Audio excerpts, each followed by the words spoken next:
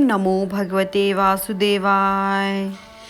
जगत में केवल एक देव है और वह है श्री नंद नंदन भगवान श्याम सुंदर। पुष्टि मार्ग का अर्थ ही यही है। पुष्टि मार्ग का प्रारंभ सर्वधर्मान परित्यज से प्रारंभ हुआ है। अन्य को छोड़कर एक आश्रय ले लो तो तुम्हारा कल्याण हो जाएगा। यदि जगह जगह पर कुएं खोदते रहोगे तो कहीं से जल नहीं मिलेगा। एक को ही खोदते रहो गहराई से तो कहीं ना कहीं अवश्य जल मिलेगा ही। इनको पकड़ लो एक इष्ट देव, बाकी सबको नमन करो। देव एक। और क्या कहा कृष्ण के बारे में? मधुसूदन सरस्वती महाराज ने अपने शास्त्र में यह बताया है कि प्रभु के साथ विविध प्रकार का नाता जोड़ा जाता है। श्री भाव है, सख्य भाव है, वात्सल्य भाव है, दास्य भाव है। लेकिन जो प्रभु के अनेक अवतार हैं तो वह इन सब अवतारों के साथ हर एक प्रकार का नाता नहीं जोड़ा जाता है। वराह में ऐसा कोई स्वरूप है जो हम उन पर अपना वात्सल्य भाव प्रकट करें। कच्छप में ऐसा क्या है, क्या स्वरूप है कि हम उनको पति बनाएं? श्री भाव वहीं प्रकट नहीं होता। परशुराम के साथ कोई सख्य भाव नहीं करेगा लक्ष्मण के सिवाय। लक्ष्मण जी ने तो कहा था कि महाराज मैं तुम्हारा अनुचर मुनिराया, बाकी उनके साथ मैत्री कोई करेगा? वे तो बाल ब्रह्मचारी अति क्रोधी हैं, तो उनके साथ यह नाता भी नहीं जुड़ता है। राम के साथ कई प्रकार का नाता तुम जोड़ सकते हो। दुश्मन भाव भी हो सकता है। रावण उनका दुश्मन भक्त है, उनका कल्याण हो गया। लेकिन एक नाता राम के साथ हम नहीं जोड़ सकते, वह है श्री भाव।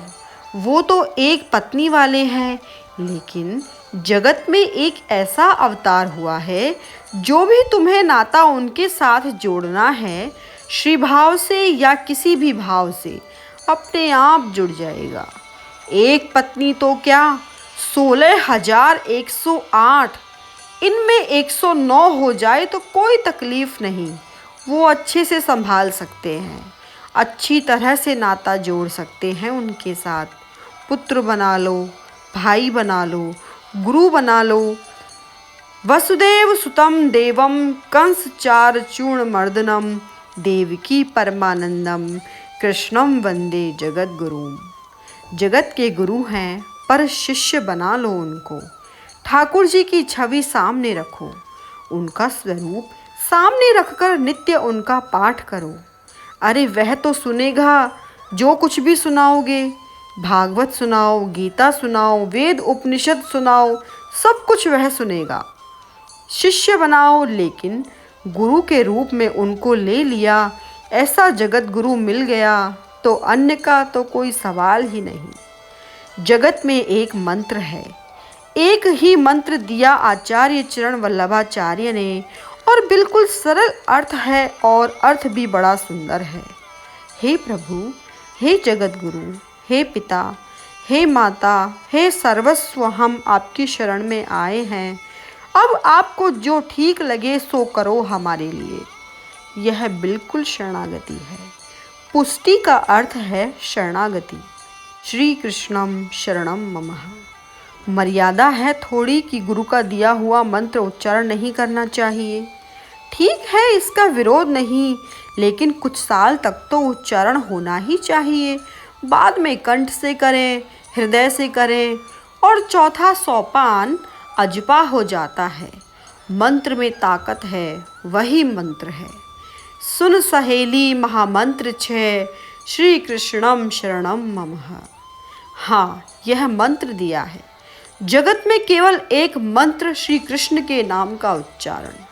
लेकिन एक बात ठीक से समझ लो, मंत्र का उच्चारण करो या स्मरण करो, साथ साथ उसी देव की छवि जिसका स्मरण कर रहे हो हृदय में होनी चाहिए। चलो मान लिया कि कृष्ण का मंत्र नहीं, किसी और देव का आपके पास मंत्र हो। देवों का उच्चारण करते समय उस देव या देवी का चित्र हृदयंगम होना चाहिए। क्योंकि नाम और रूप दोनों की पार्टनरशिप होती है, एक दूसरे के लिए ज़रूरी है, एक दूसरे के बिना काम नहीं करेगा। राम का मंत्र उच्चारण करो तो राम की छवि तुम्हारे हृदय में होनी चाहिए। ऐसा कोई भी रूप राम का, शिवजी महाराज का मंत्र तुम्हारे पास हो तो शिवजी महाराज की छवि तुम्हारे हृदय में होनी चाहिए। जगदम्बा का रूप हो तो जगदम्बा का रूप तुम्हारे हृदय में होना चाहिए। मंत्र उच्चारण से अधिक छवि स्मृति में रखें। भले ही तुम बोल न सको, शुद्ध उच्चारण से अधिक छवि को, प्रभु के स्वरूप को तुम बार बार याद करते रहो। रूप को पकड़ लिया करो। जिसका रूप है वो तुम्हें एक ना एक दिन अवश्य मिलेगा। लेकिन दोनों अगर साथ में हो जाएं तो जल्दी ही क्रांति है। लोग मंत्र जपते हैं व्यग्र चित्त से कोई काम ना करो, और करोगे तो सफलता नहीं मिलेगी। खाली थकावट, हाथ में कुछ नहीं आएगा। तुम्हारे जीवन में ऐसा कोई संयम नियम ना हो तो हाथ में बेड़ी लग जाए, हथकड़ी लग जाए। धर्म अध्यात्म तो तुम्हें मुक्ति देने के लिए है, बंधन में लाने के लिए नहीं है। लेकिन कुछ लोग इतने संयम नियम जीवन में लाते हैं, कष्ट देते हैं अपने शरीर को। ना दो इतना कष्ट अपने शरीर को। एक ही तो शरीर मिला है, दूसरा शरीर कहाँ से लाओगे? यह गाड़ी बिगड़ गई तो इसकी रिपेयर करने वाला कोई नहीं है, और जो कर रहा है उसको खुद तो पता नहीं कि मैं क्या कर रहा हूँ। अतिशय कष्ट देने वाला भी योग सिद्ध नहीं हो सकता, ईश्वर को प्राप्त नहीं कर सकता, और ज़्यादातर विलासी भोग में डूब जाए तब भी प्रभु को प्राप्त नहीं कर सकता। योग का अर्थ है संतुलन। अंग्रेजी में इक्विलिब्रियम इसको कहते हैं। ना इधर झुको ना उधर झुको। दोपहर को 2 रोटी की ज़रूरत है तो खा लो। इसका मतलब यह नहीं है कि एकादशी भी ना करो। कष्ट ना दें शरीर को। कष्ट शरीर नहीं होगा, तन नहीं होगा तो भजन कैसे करोगे? तन बिन वेद भजन नहीं बरना। मंत्र का जाप करो, उच्चारण करो, सेवा करो, लेकिन हृदय में उनकी स्मृति बनी रहे। इन पर ज़्यादा जोर दो, क्योंकि जो मंत्र हम जपते हैं उस मंत्र में क्या है आखिर? ज़्यादातर हमारी और आपकी जो भक्ति है वह सकाम भक्ति है।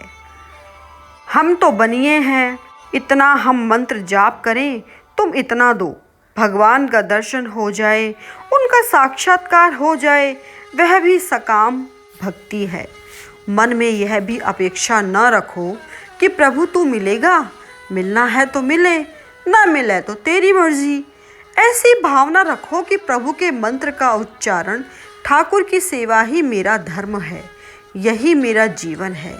इसी भाव से करोगे तो तुरंत फल मिल जाएगा, पर फल की अपेक्षा न रखो। सकाम भक्ति तो बनिया की रीत है भाई, वहाँ प्रेम नहीं है। हम भक्ति करें तो इतना दो। हमने सत्यनारायण जी का व्रत कराया तो ठाकुर तुम सुख शांति धन धान्य ये सब देते जाओ, तो इसमें तो कोई भक्ति का भाव ही नहीं होता। भक्ति और प्रेम कभी लेते देते नहीं हैं।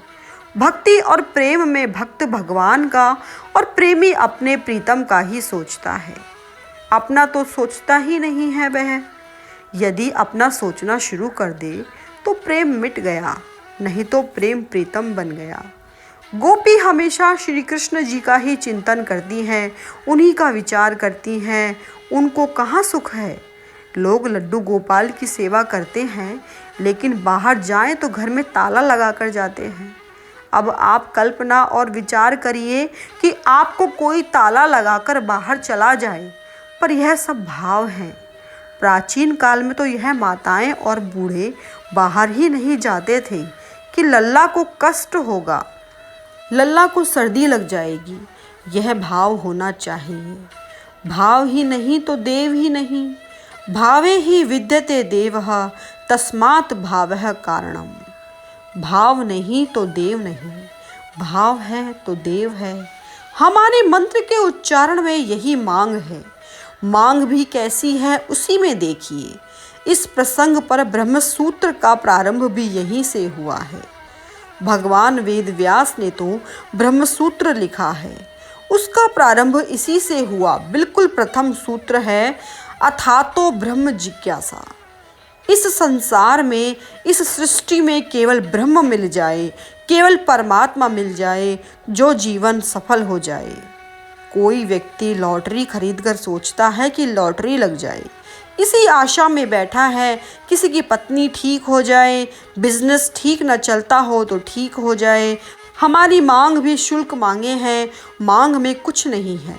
ध्रुव के सामने गुरुदेव नारद जी महाराज ने यह समझाया कि बेटा देखो, भगवान की यदि प्राप्ति हो जाए और यदि कुछ मांगना है तो सायुज्य मुक्ति मांगना, इस जीवन मरण से छुटकारा भी प्राप्त कर लेना। वहाँ बालक रो रहा था। जब वापस आया अपने पिता के घर, राजधानी आया तो किसी ने पूछा कि ध्रुव प्रभु की प्राप्ति करने के बाद क्यों रो रहा है। ध्रुव बोला, मुक्ति देने वाले के पास से राज्य मांगा, इस धरती का राज्य। हमारी मांग में भी कुछ नहीं है, तो मंत्र जाप से अधिक उनको हृदय में स्मरण करें। हृदय में स्मरण करें कि ठाकुर जी कैसे हैं, इनकी लीला अनेक है, किसी भी रूप की ले लो तुम। तो यहाँ मैत्री की बात प्रमुख है। एको मंत्र तस्य नामानि यानि कार्माप्येकम तस्य देवस्य सेवा। अंतिम बात यह है, मनुष्य के कर्म करने लायक एक ही कर्म रहा है, मन वचन और कर्म से ठाकुर की सेवा करें। लेकिन एक बात, एक कदम मैं आगे कह रहा हूँ कि सेवा का अर्थ ईश्वर की ही सेवा नहीं है। तुम्हारे मंदिर में जो ठाकुर जी विराजमान हैं, उनकी सेवा कर लो और ख़त्म। उसी सेवा को चार दीवारी से बाहर लाना है हमें। यदि दरिद्र नारायण में ठाकुर का दर्शन ना हो तो ये पीतल की जो मूर्ति है उसमें कुछ दिखाई नहीं देगा। प्रभु दीन दुखी में यदि तुम्हें नहीं दिखाई देगा तो मंदिर में काम नहीं आएगा। रविंद्रनाथ ठाकुर की एक कविता है, बड़ी सुंदर कविता है। वह महात्मा थे, संत थे, तो कवि तो किसी के साथ भी बातें कर सकता है, पत्थर के साथ भी बात कर सकता है, आकाश के साथ भी बात कर सकता है, तो वो प्रभु के साथ भी बात कर रहे हैं। जैसे कविता में उन्होंने प्रभु से यही सवाल किया है अपनी कविता में कि आप कहाँ मिलेंगे। तो ठाकुर जी ने कहा, दो जगह तू मुझे प्राप्त करेगा। एक तो खेत में मजदूरी करने वाला किसान है, उसके पसीने की बूंद में मेरा दर्शन करेगा। दूसरा कोई दुखी दरिद्र, अगर उसकी आंखों में आंसू है तो उसमें तू मेरा दर्शन करेगा। इनमें तुझे प्रभु नहीं दिखाई दे तो जो पत्थर वाली मूर्ति है वह कुछ काम नहीं आएगी। तो ईश्वर केवल मंदिर में ही नहीं है। हमारा जो ठाकुर है, हम उसे बाहर लाएं। कहना आसान है, करना कठिन है। बोलना एक बात है, करना दूसरी बात है। कर्माप्येकम तस्य देवस्य सेवा। भगवान श्री कृष्ण की अनन्य भक्ति का स्वरूप वल्लभाचार्य आचार्य चरण महाराज जी ने बताया है, जिसे पहले श्रीमद् भागवत बता रही है कि जिसके बचपन में महाभारत आ जाए, युवावस्था में रामायण आ जाए, यानी जवानी में रामायण आ जाए, मार्गदर्शन के लिए, और जीवन में बुढ़ापे में श्रीमद् भागवत आ जाए और भज गोविंदम करवा दे, तो उस समय उसका क्या बिगड़ सकता है भला। मृत्यु तो महोत्सव बन जाती है। भक्त कबीर दास जी महाराज कहते थे, मरने से सब जग डरा, मेरो मन भयो आनंद। कब मिली हो कब भेटी हो, मैं पूर्ण परमानंद। मृत्यु तो महोत्सव है और मृत्यु से कोई बचा नहीं है।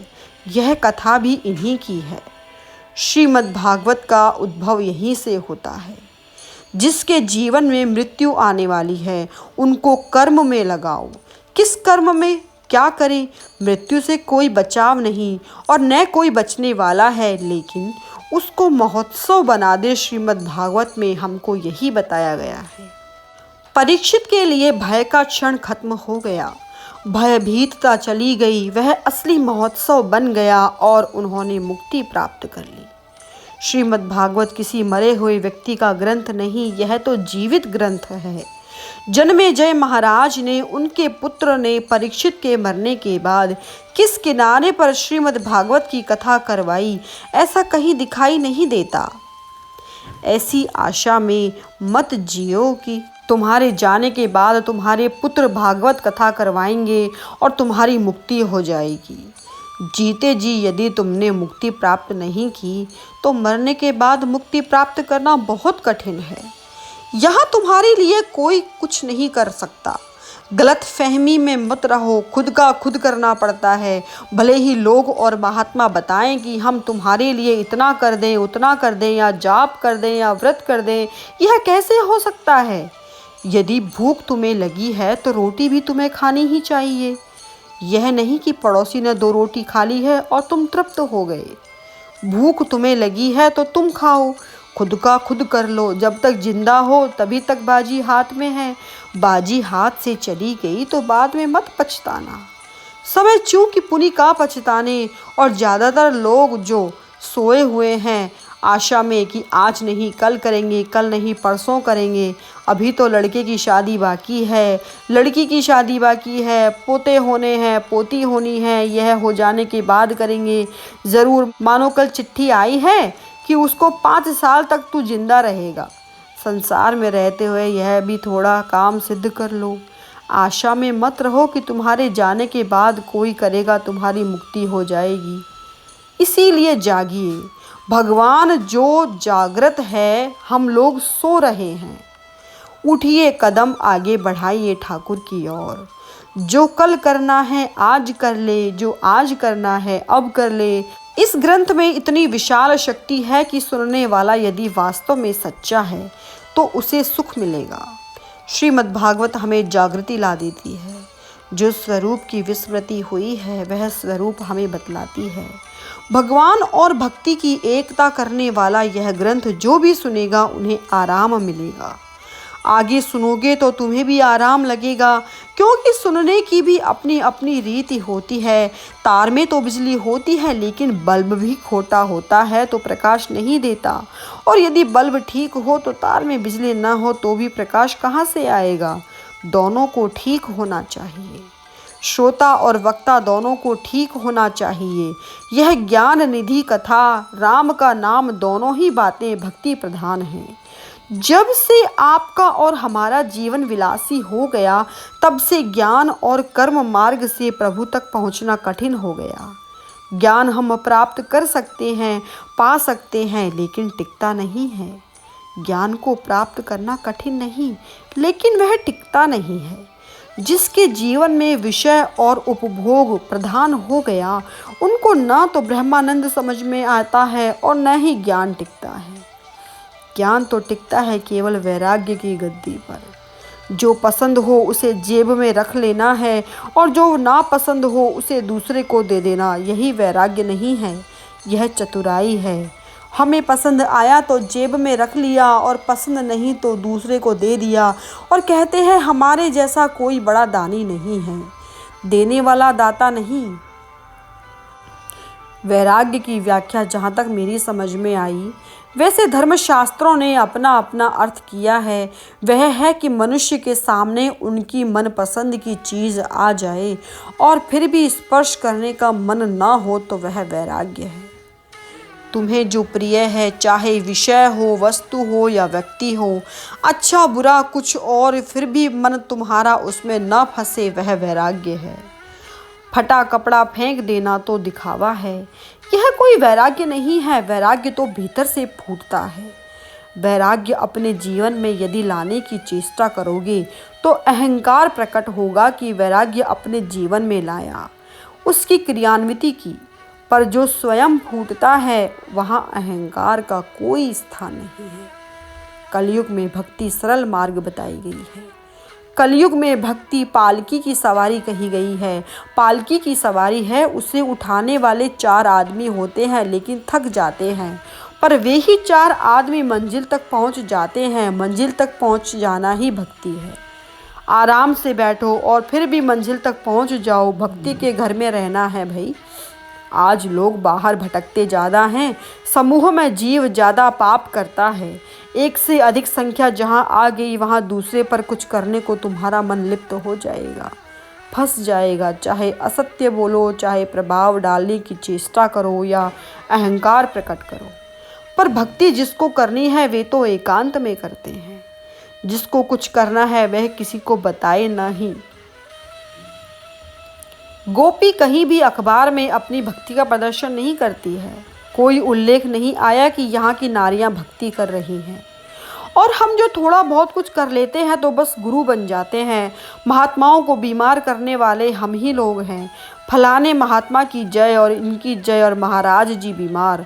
बहुत कठिन है बड़ाई पचाना। भक्ति भाव ज्ञान पचाना भी बहुत कठिन है। वैराग्य और भक्ति कलयुग में भी कोई ही मिलती है। मुझसे कोई सवाल पूछ रहा था कि भाई इतने सालों से हम कर रहे हैं जो करना है, पर जो अनुभव हमें होना चाहिए वह अभी तक नहीं हो रहा है। निराश ना हो। एक उदाहरण बहुत सुंदर दृष्टव्य है। धना भगत हुए, वर्षों बीत गए उनको। धना भगत ने भक्ति की खेती की। वह किसान था। यह आदमी तो खेती करता था। किसी प्रकार भक्ति का बीज बोया और भक्ति का बीज धरती में बोकर उन्होंने ठीक तरह से मिट्टी रखी और अंकुर जब बाहर आने वाले थे तो धना भगत का शरीर पूरा हो गया। धना भगत के जाने के बाद संत दादू आए।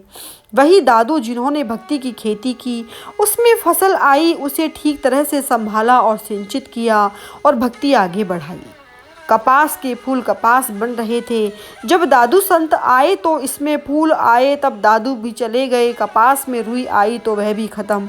दादू के जाने के बाद कर्माबाई आई। वही कर्माबाई जिन्होंने इस भक्ति की रुई को भजन में लेकर धागा बनाया। भक्ति का जब धागा बना तो कर्माबाई भी शांत हो गई।